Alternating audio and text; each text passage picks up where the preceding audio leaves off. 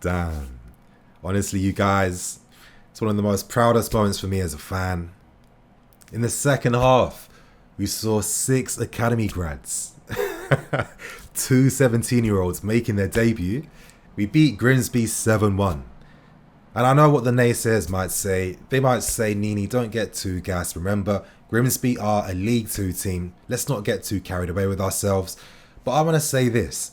I've seen older Chelsea teams with much more experienced players that have played against opposition teams like this that haven't scored 7 goals in a game. And honestly, we could have scored 10 goals in today's game with the amount of quality opportunities we created. GRIMSBY couldn't cope naturally. There was too much movement behind. The passing was too crisp. And honestly, it was a complete performance.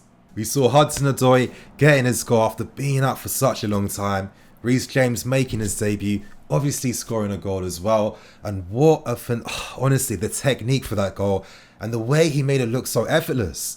He made that goal look way too effortless, and it just sums up the quality that this guy possesses. Honestly, you guys, I feel really excited. I feel really pumped. Today's game for me was a good representation for why we fans need to really get behind the club right now. Get behind this project. You know, this game tonight was a showcase for all the elite talent that we've been constantly producing at this club.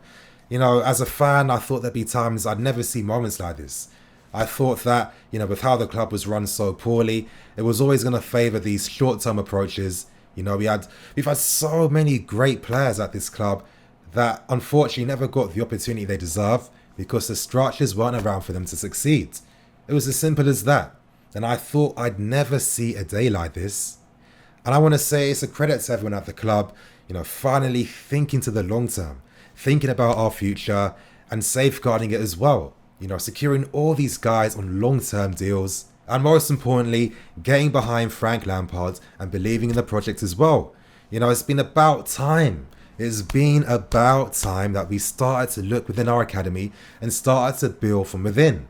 You know, these guys have been winning way too many tournaments, way too many cups, way too many trophies, way too many league titles for us to keep constantly denying it. And it was getting so bad. It was getting so bad that when we're winning something like a Youth Champions League, it almost comes as like a formality. You know, people expect it as like the bare minimum. And this isn't bare minimum stuff. This is top quality. This hasn't really been done before. And it sums up the amazing work that's gone behind the scenes for years and years. You know, it's about time that the first team started to adopt the successful strategies made within our youth structures. There's a reason why we've become one of the most elite, if not the most elite youth academy across Europe. And in tonight's game, these boys gave us a show. These guys performed and they showcase why we have to believe in them.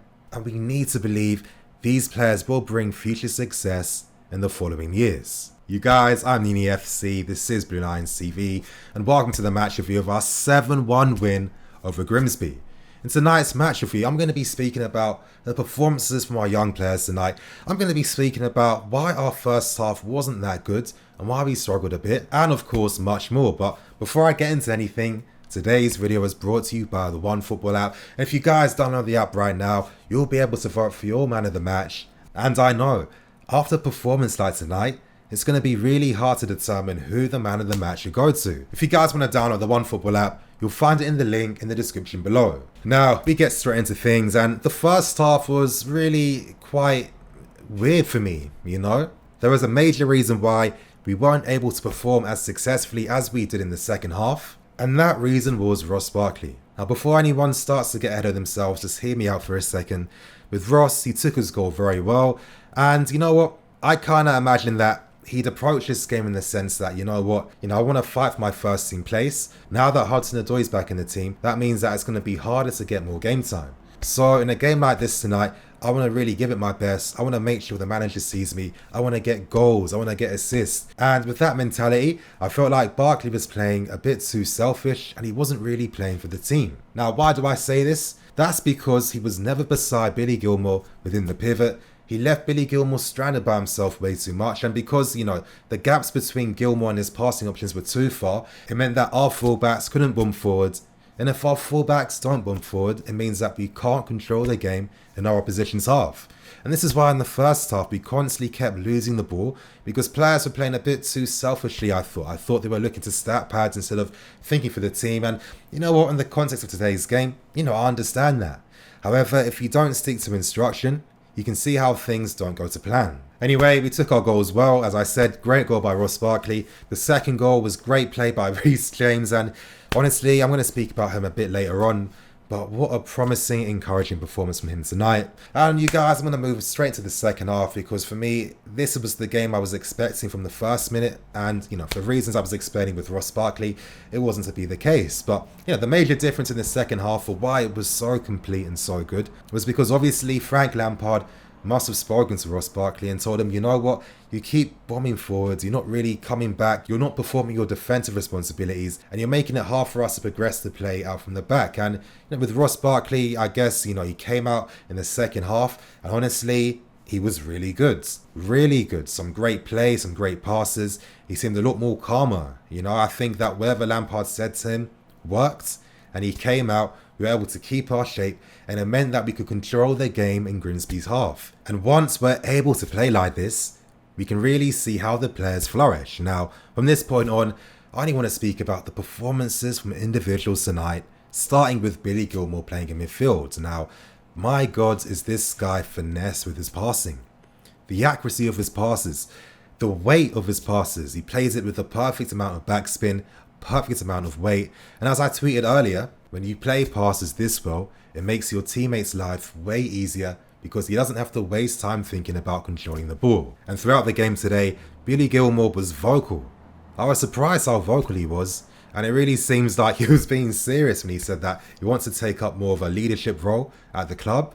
And honestly, he dictated things, he was calling for the ball, he was constantly a passing option, and he was always in areas in which you'd hope he'd be in to receive the ball. And when he did, he received it quickly, sharp turns on the half turn, and played passes quickly. And that's what I liked.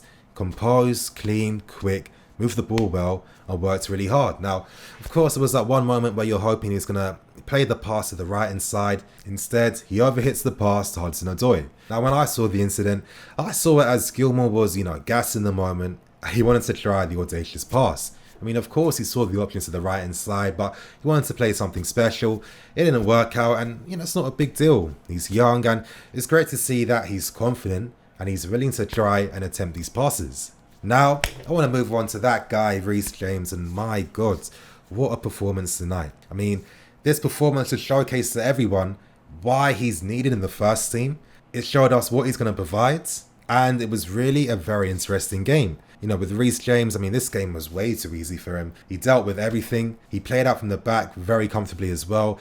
The way he got forward, he's willing to attack the spaces, make runs in behind, be the option for 1-2 passes, and he's able to play good crosses into the box. Amazing performance tonight, and the goal he scored to top it off as well. I mean, that composure, that curling effort.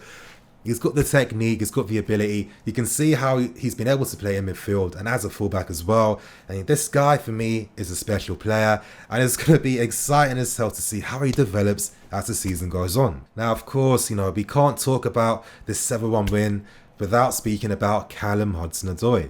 Now, in the first half, he struggled to get into the game, which wasn't his fault because, as I explained, if the fullbacks can't get forward, it means that the wingers get overloaded 2v1. But as I explained, in the second half when we started to play properly, we could see how Hudson Odoi was starting to influence the game. I loved how he kept dropping, in the half spaces to play passes into the fullbacks. It's been something I've seen throughout the academy for years and years now. He was unlucky with his efforts on goal. And I do want to say something. Let's not forget he's 18 years old, It means that for every 5 shots he takes on goal, 1 might go in. But we need to remember, as he gets more experience in front of goal, as he keeps playing, he's going to get more accurate. And those 5 shots to get 1 goal will one day become 3 shots to get 1 goal, and so forth. The good thing was, all of Callum's efforts paid off in the end. He got the last and final goal, and it was a great goal. And it's a type of goal that we haven't been able to score without Eden Hazard. It's a type of goal that we're missing, and we need this type of variation in which we create shots on goal. And this is why I'm really excited to see how Hudson Odoi is going to be for this season. And of course, we cannot end this review without speaking about the special moment that happened in the second half. Lampard subbing off Alonso and Pedro for Tino Angerin and Ian Matson. And my God, did these boys look confident. Now, Tino was so unlucky that he wasn't able to score. Great pressing, great positioning to even be in the area to, attempt to close down the ball and produce that effort on goal. He was unlucky. I liked his thinking to try and salvage a moment by playing someone else in. Again, he looked good, he looked confident, he went on a few driving runs, and this guy looks like a tank, doesn't he? 17 years old. Look how wham this guy is. It's actually kind of mad. And Ian Matson coming on, just providing that class. Now, I thought from a physical point of view, he coped very well. I love how composed he looked on the ball. You guys need to understand, I love my elegant, composed players. I love my players that are playing with their backs upright, heads up. They can analyze the game because they're so comfortable. Because they're so comfortable with the ball at their feet that they don't have to bend their head down to look at it. Of course, I'm going to say, look at his performance compared to Marcos Alonso's. Now, yeah, I get the context. Grimsby are tired. It's in the second half and the game is over. But look at that dynamism. In Lampard's system, you need fullbacks that have this dynamism, that can play box to box and have quality with their end products in the end. Matson should have got an assist. Some of the crosses he produced, the efforts should have been turned into goals. It made no sense. That was maybe the only disappointing thing for me, but you guys know I'm a purist, so, don't take it to heart. And of course, to end things, Gueye at the back. And as I said, we know how to produce talented, technical players. Just look how composed the players who produce are when they are playing out from the back. So composed, play it out so easily, move the ball really quickly. He looked confident, and one of the major reasons why these players look confident is because they already understand the system. They've been brought up in it, and this is another tactical advantage we may have in the future as these guys develop. It's something that you can't really coach, that understanding that players have with each other. Most times you don't really see it because, how often do teammates get to spend years playing together? It doesn't happen. But as we've seen with teams like Ajax and Barca and Lyon, if you can bring up a handful of these guys from your youth teams into the first team setup, it makes the first team transition easier for them. And it means that we get to profit from that improvisational play that you can't really coach. Honestly, man, it's such a proud moment for me. I can't imagine how the players' parents feel, all the hard work they've put into, making their kids' dreams become a reality. To all the coaches at the club that have helped, progress their careers, helps improve them and coach them to become, great, fantastic, high potential players. Tonight's been for me really goes to our fantastic coaching setup. Without these guys, without their vision, without everyone behind the scenes, we wouldn't have got something like tonight. You guys, tonight we saw something special. And if you don't feel excited for the future, then I don't know how to help you. You guys, I'm Nini FC. This is Blue Lions TV, signing out.